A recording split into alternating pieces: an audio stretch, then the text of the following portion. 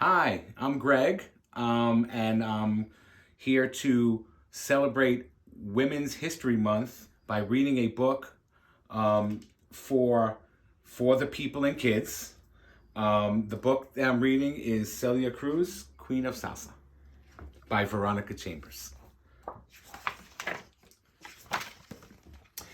In the fabled land of Havana, where rhythm grows sweet and juicy like oranges in Florida, there lived a girl.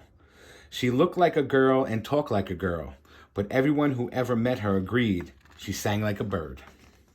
When Celia Cruz was a girl growing up in Cuba, she could never hear the magic others claimed was in her voice. But she opened her mouth to sing. She heard a girl like no other, like a girl like any other.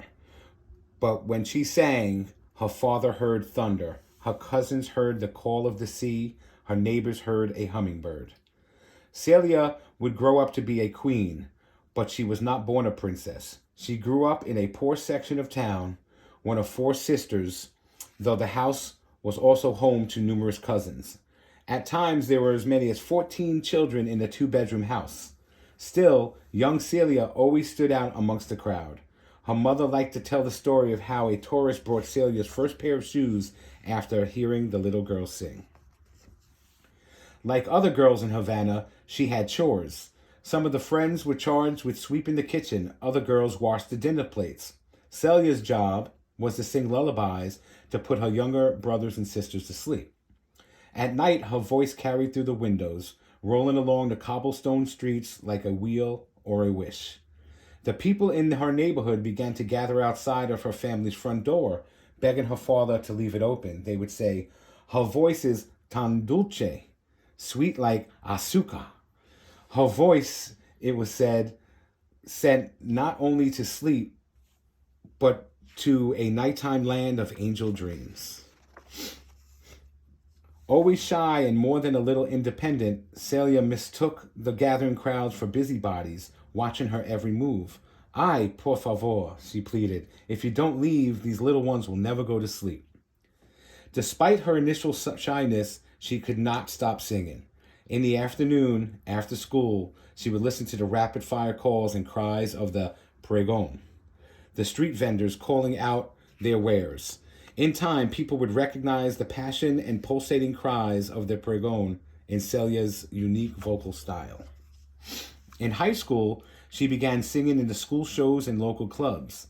The music that she loved, el son and la guaracha, blended traditional Afro-Cuban rhythms with the flavor and folklore of the tropics. It was the kind of music that sizzled from the joy of being alive. Her father loved to watch the little songbird, watched her send 100 hearts soaring with the melodies, but he also was cautious.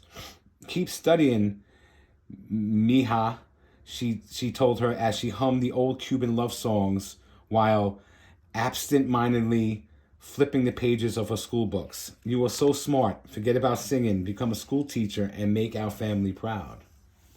How her teachers, however, saw things a different way. "Take a chance," one professor told her. "With your voice, you can earn in a day what it takes me a year to make." But it is not easy to make a dream planted in your heart and make it grow in the world. Celia was unknown and did not have the kind of connection that easily opened doors. Still, she jumped at every opportunity. Talent contests at the National Theater and amateur nights on the radio. She never forgot her father's lessons of the importance of education. After graduating high school, she enrolled in Cuba's National Music Conservatory, where she studied piano, voice, and music theory. In 1950, she got her big shot. The most popular band of the day was a group called La Senora Montencera, and they were auditioning for a new lead singer. When they heard Celia sing the way she made each and every note swing, they decided to give the little songbird a job. At first, La Sonora's public was outraged. Who was this no-name singer fronting their favorite band? The phones at the Havana radio stations rang off the hook with complaints. At home, Celia began to wonder if she couldn't take her father's advice and teach school. She Was she really the rune of Cuba's most beloved band? She stood by the window looking at the stars she feared she would never join, and Celia asked herself, why do I sing? Is it for fame and fortune, or for fans that do not exist? No, she told herself. I sing for my parents, the ancestors, and the saints. I sing because when I lift my voice up high, I feel the first parajo of the day whistling buenos dias to anyone who will listen. I sing for my little brothers and sisters and the sweet expressions on their faces when they finally fall asleep. Although Celia was seriously thinking about giving up her dream, her bandmates refused to let her quit. As a group, they rewrote the history of Cuban music with new arrangements and a fresh, innovative style. By the time she left Cuba in 1960, Celia was beloved throughout the country as the men who made music with her. She even earned an affectionate nickname from the thousands of fans. They called the group Café con Leche, coffee with milk, because Celia's skin was very dark and her bandmates were very fair. In the United States, she became a citizen and her talent was rewarded with a permanent contract at the Hollywood Palladium. But once she left Cuba, politics dictated that she could never return. She would never again walk the streets of her beloved Havana. She would never again hear the cries of the pregón that were the bass and treble of Cuban street life. It was the heartache she carried her whole life through. Still, she kept her heart open. Lost loves made room for new loves. And it was there in Hollywood, the factory town of movies and dreams, that the young princess of salsa music fell in love with a knight in shining armor. His name was really Knight, Pedro Knight. He was the lead trumpet player of the Palladium Orchestra, and while he dazzled her with his high notes, he won her love with his understanding. She told him that her heart would always be split in 3 pieces and only one part would belong to him. One part of her heart belonged to the music, and the third piece would always live in Cuba. Celia knew that she met more than her husband. She met an angel who would be her companion and protector in this land so far from home. Celia Cruz brought salsa music to every corner of the earth, from London to the Congo, from Brazil to Japan. She recorded over 20 gold albums and is known the world over as the Queen of Salsa. For more than 40 years, Pedro Knight was her king. Celia's performance trademark was a full-throated shout of "Azúcar."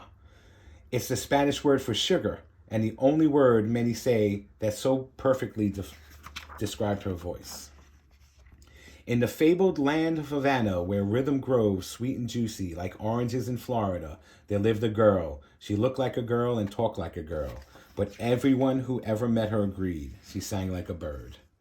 The bird grew into a princess, and the princess became a much-beloved queen. Her kingdom was music, and those who loved her called her not by name, but by the joy she inspired. At concerts, they called out, "Azúcar!" And Celia Cruz never failed them. She sung "Sugar, Sweet Sugar" wherever she went. The end. Thank you.